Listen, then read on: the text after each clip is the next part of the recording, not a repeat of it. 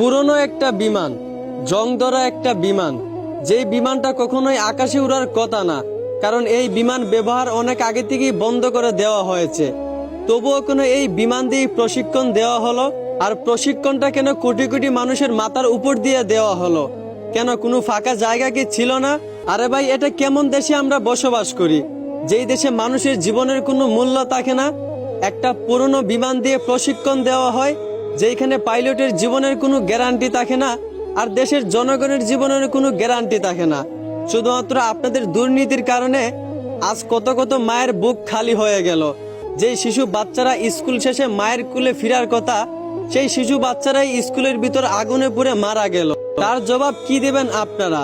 আর মানুষও তোমরা কেমন, যেই পানির বোতল 20 টাকা করে পাওয়া যায়, বিপদের সময় সেই পানির দামটাও 600 টাকা। কেন ভাই, তোমরা কি মরবা না? আহা মানুষ, একটা কথা মনে রাখিও, সবারই একদিন বিচার হবে, কারণ আল্লাহ ছাড় দেন কিন্তু ছেড়ে দেন না।